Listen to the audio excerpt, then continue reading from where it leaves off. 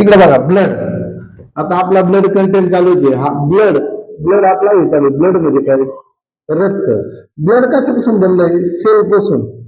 Sale म्हणजे काय? Sale म्हणजे पेशी. सेल म्हणजे काय? पेशी. आणि अनेक सेल मधून काय तयार होतं? टिश्यू तयार होतं. टिश्यू. त्याला मराठीत काय म्हणतो आपण? ऊती. काय म्हणतो? ऊती. अनेक सेल्स पासून काय तयार होते? टिश्यू तयार होते.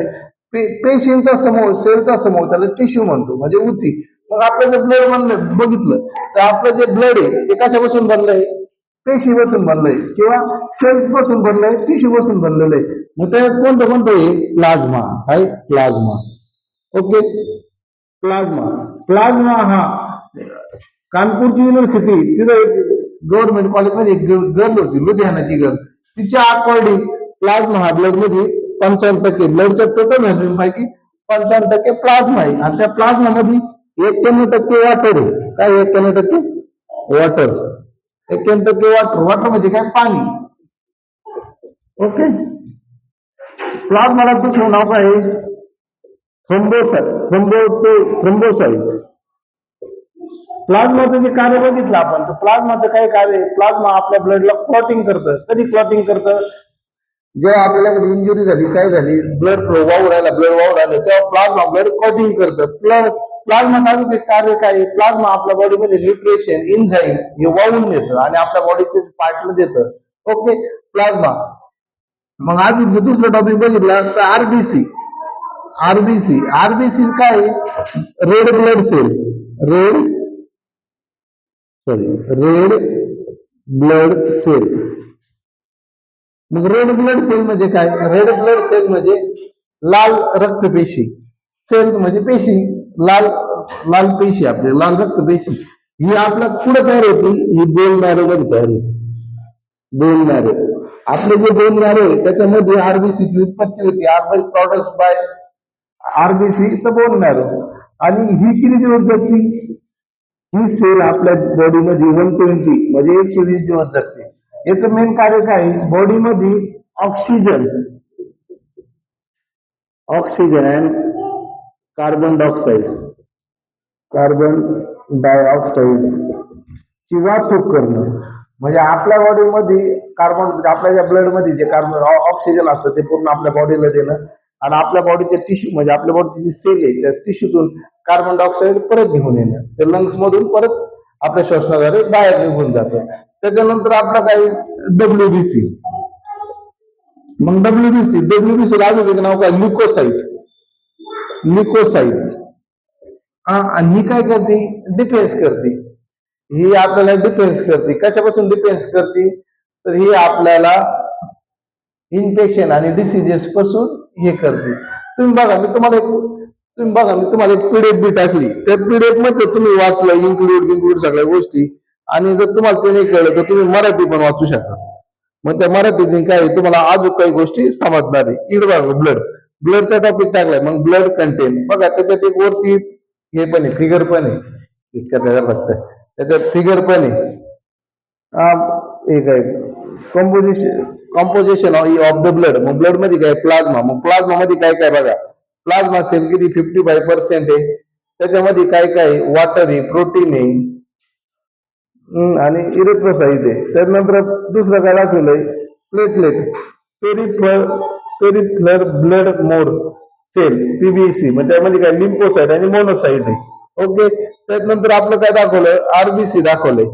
मग आरबीसी मध्ये काय दाखवलं त्यांनी? पॉलिमॉलिक्युलर इसोनोफिल आणि न्यूट्रोफिल. मग बघा, blood is vital body fluid with many important functions likely transporting oxygen,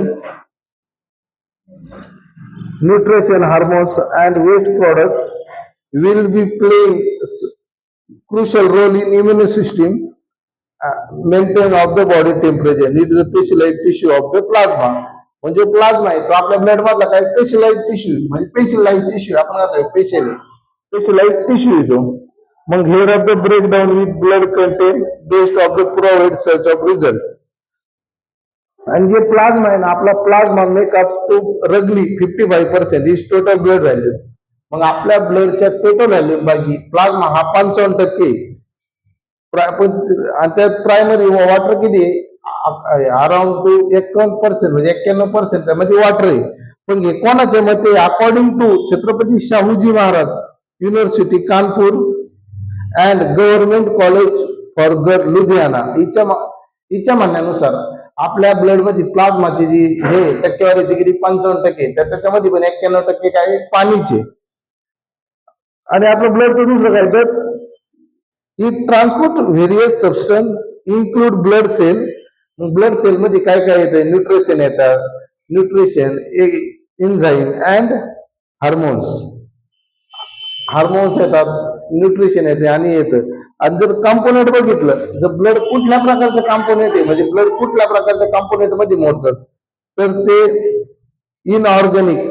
आता आपल्याकडे दोन कंपोनेंट आहे, ऑर्गॅनिक आणि इनऑर्गॅनिक. आपलं जे ब्लड आहे ते इनऑर्गॅनिक मध्ये मोडलं जातं. Inorganic molecule such as various icon, right, various icon आपलं ब्लड त्याच्यामध्ये मोडलं जातं. मग दुसरं बघा, organ molecule include in the plasma protein.